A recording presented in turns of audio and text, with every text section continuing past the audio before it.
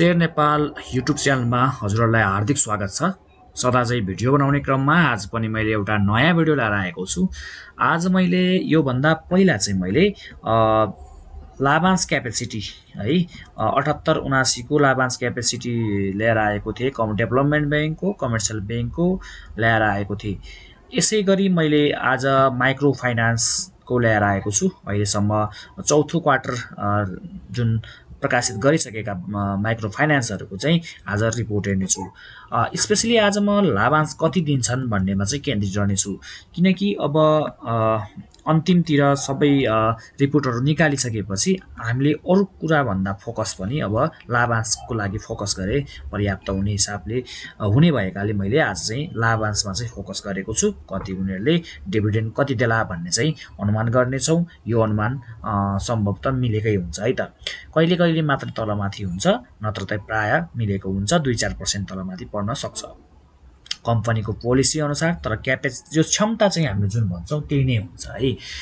तर कम्पनीले चाहिँ कुनै बेला पोलिसी चेन्ज गरेर अलिक कम दिने पनि गरेको हुन्छ। च्यानलमा यदि हजुरहरू नयाँ हुनुहुन्छ भने चाहिँ च्यानललाई चाहिँ सब्सक्राइब गरिदिनु होला र छेउमा रहेको बेल आइकन पनि प्रेस गरिदिनु होला।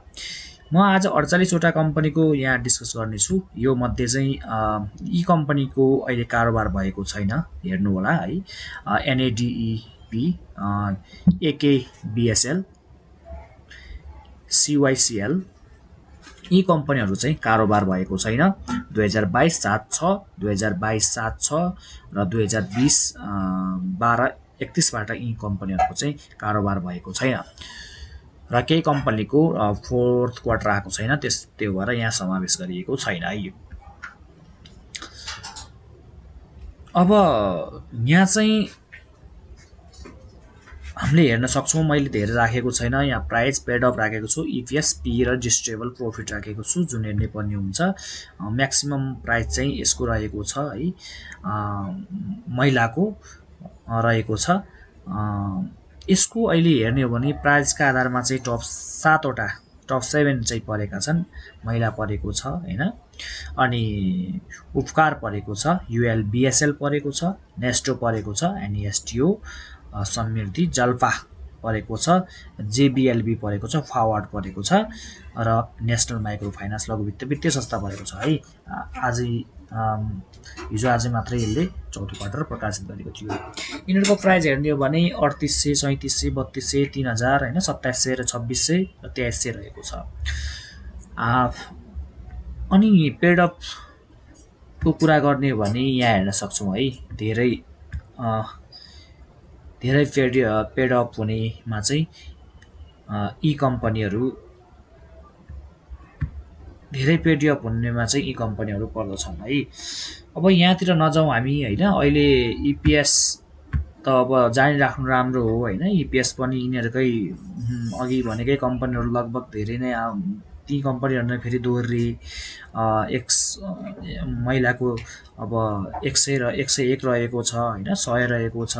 नेस्टोको 87 रह्यो, 75 रह्यो हैन, 68 रह्यो।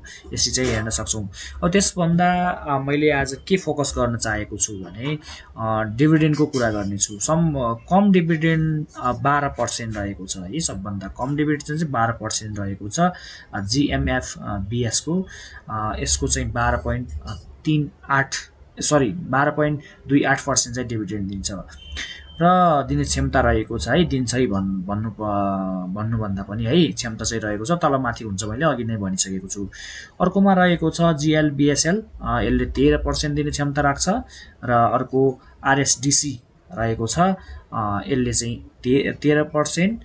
अनि एमकेएलबीले 13%, 16%। अनि यस्तै 45 मा रहेको छ युएसबीएल, यसले 16%। अनि एसडब्ल्युएमएफले 17% है। यसरी हामी हेर्न सक्छौँ र अरू यस्तै 19% स्क्रिनशट गर्न सक्नुहुन्छ हजुरहरूले, राख्न सक्नुहुन्छ है। 19%, 20%, 21% है, 21%, 23% यस्तो रहेको छ यिनीहरूको। यसरी हेर्न सकिन्छ। यहाँ हेर्न सक्नुहुन्छ CBBL ले 32%, यसरी चाहिँ हामी हेर्न सक्छौँ। 33%, 33%, 36% यसरी हेर्न सक्छौँ हामी। अब धेरै दिने कम्पनीहरूमा चाहिँ यी कम्पनीहरू रहेका छन् है। यो रह्यो महिला है, महिलाले 100 ठ्याक्कै डबल दिने भनेको छ होइन। अब क्यापेसिटी रहेको छ, दिने नै त होइन, देला नदेला त्यो फिक्स हुँदैन, तलमाथि पर्न सक्छ। मैले बारम्बार भनिरहेको छु, अहिले फलानुले दिन्छ भने हामीले किन्यो भनेर पछि धोका पनि हुनसक्छ। हजुरहरूले पनि एनालाइसिस गर्नु होला, यो क्यापेसिटीको कुरा गरिरहेको छु है म। अनि फरवर्डको 100.1% होइन दिन सक्ने, अनि 87, अनि 75, 68, 66 यीहरू चाहिँ रहेको छ। तर विभिन्न पोलिसीहरू हुन्छ होइन, वित्तीय संस्थाको माइक्रो फाइनेन्सहरूमा आफ्नो पोलिसीले गर्दा यति नै दिन्छ भन्ने चाहिँ छैन है त। अब जस्तो मैले यसले महिलाले MLBSL ले पहिला कति दिएको थियो होइन, यहाँबाट एकचोटि म सर्लक्क हेरौँ है।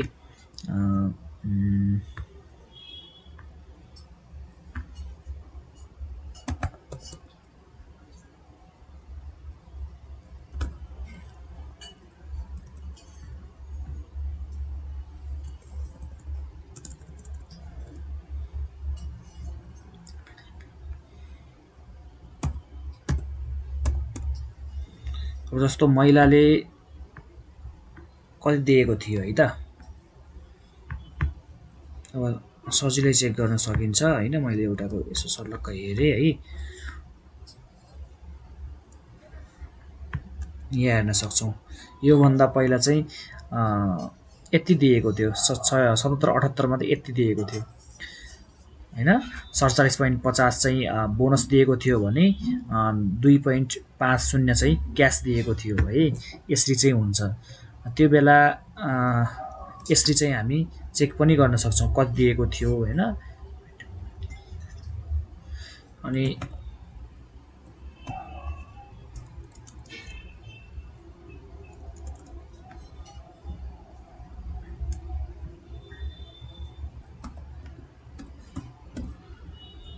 फरवर्ड माइक्रो फाइनेन्सको हेर्न सक्छौँ। यसपालि यसले कति रे 100% है क्यापेसिटी रहेको छ। तर योभन्दा पहिला कति दिएको थियो त हामी हेर्न सक्छौँ। योभन्दा पहिला कति दिएको थियो है, यसरी हेर्न सक्छौँ यहाँ है। 35, 25, 32, 25, 50 दिएको रहेछ। यसपालि चाहिँ 100% क्यापेसिटी चाहिँ देखिएको छ। आज जानकारी यति नै भयो। मैले एकदम छोटो बनाउन खोजेको भिडियो होइन, एउटा तपाईँलाई यहाँ डेमो पनि देखाएँ मैले। यसरी चेक पनि गर्न सक्छौँ। एकदम छोटो बनाउन खोजेको छु भिडियो। हजुरहरूलाई कस्तो लाग्यो सुझाव सल्लाह प्रतिक्रिया भने दिनुहोला। र अरू म यसपछि चाहिँ मैले यसमा मलाई लागेका सम्पूर्ण कम्पनीहरूले चाहिँ चौथो रिपोर्ट चाहिँ सार्वजनिक गरिसकेपछि चाहिँ मैले टप कम्पनी चाहिँ छान्नेछु। टप 5 वटा कम्पनी चाहिँ छान्नेछु सबै सेक्टरबाट होइन। हाइड्रो पावर भयो होइन, अनि माइक्रो फाइनेन्स, अनि डिभिडेन्ड के अरे सरी डेभलपमेन्ट ब्याङ्कको, कमर्सियल ब्याङ्कको सबैको चाहिँ छान्नेछु है। यति भन्दै आजलाई बिदा माग्छु। हवस् त, धन्यवाद, नमस्ते।